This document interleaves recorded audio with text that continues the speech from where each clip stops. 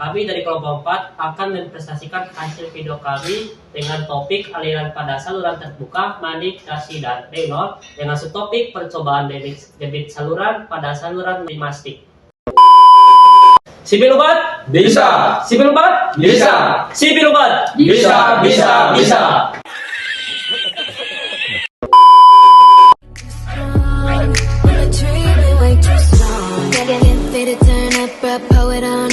I can't even think no more. Get ready to go dumb, then go more dumb, then we can keep it lit. Let's roll.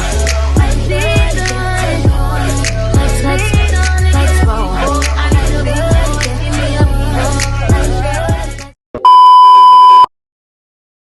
Sediakan alat yang telah dibuat.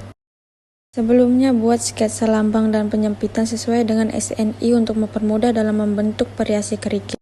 Tandai keran yang menunjukkan variasi debit. Kemudian nyalakan keran. Variasi 1. Aliran tanpa gangguan. Ukur tinggi aliran pada titik berikut. 3 titik dahulu dan 3 titik gilir. Ukur jarak antara titik. Ukur juga aliran di atas unuj.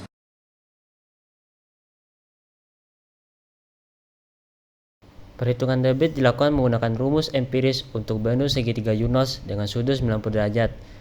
Rumusnya V sama dengan 1.38 image H pangkat 5/2. Keterangannya V itu debit meter per sekon, H itu tinggi aliran di atas mercun beduk, satunya meter. Pada video tadi kita mempunyai 6 titik. Yang pertama, titik pertama itu tinggi muka air itu 10 cm, yang kedua 10,2 cm, yang ketiga 10,5 cm, yang keempat 6,3 cm, yang kelima 5,5 cm, yang terakhir itu 4,5 cm. Seperti yang kita ketahui, unit itu 3 cm, terus kita ubah menjadi meter itu 0,03 meter.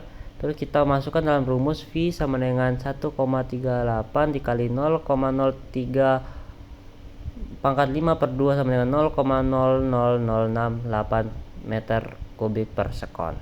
Variasi 2. Aliran dengan kerikil acak. Ukur tinggi aliran pada 6 titik yang sama dengan variasi 1.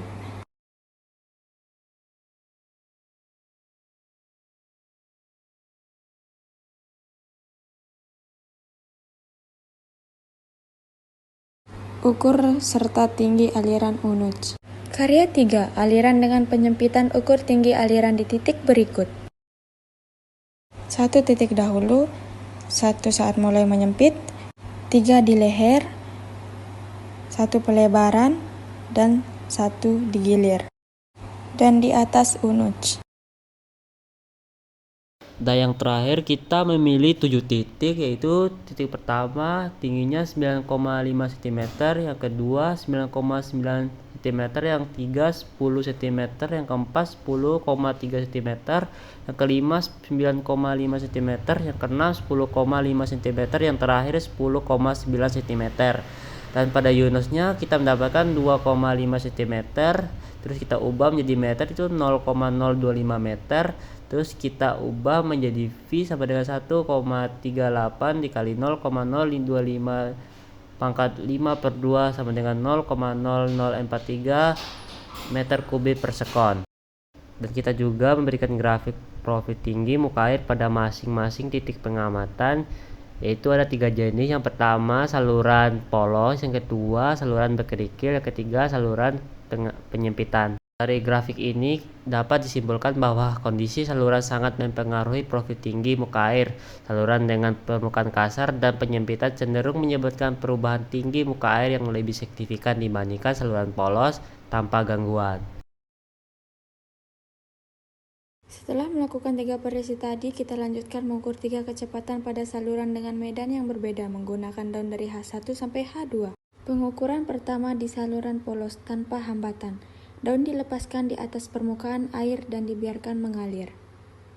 Berikut merupakan tabel rumus. V sama dengan S per T. V kecepatan benda, S jarak, T waktu. Menghitung hasil saluran polos. P sama dengan jarak bagi waktu, di mana jarak 3,77 dan waktu 9,39. Lalu kita mendapatkan hasil 0,4017 meter per sekon. Dan pada rumus kecepatan Manning, V sama dengan 1/n dikali R pangkat 2 per 3 dikali S pangkat 1 per 2 dengan keterangan V itu kecepatan aliran dengan satuan meter per sekon, N itu koefisien kekasaran Manning, R itu jari-jari hidrolik dengan satuan meter, S itu kemiringannya. Sehingga kita mendapatkan hasilnya yaitu V sama dengan 1 per 0,038 dikali 0,03 pangkat 2 per 3 dikali 0,05306 pangkat 1 per 2. Sehingga kita mendapatkan hasilnya 0,585258 meter per sekon. Ini bukti dari hasil kecepatan menggunakan daun menunjukkan waktu 9,39. Saluran yang permukaannya memiliki hambatan berupa kerikil untuk mengetahui pengaruh permukaan kasar terhadap kecepatan aliran. Berikut merupakan tabel rumus. P sama dengan S per T diketahui P kecepatan benda, S jarak, T waktu. Hasil pada saluran kerikil. V sama dengan jarak bagi waktu di mana jarak 3,77 dan waktu 11,65.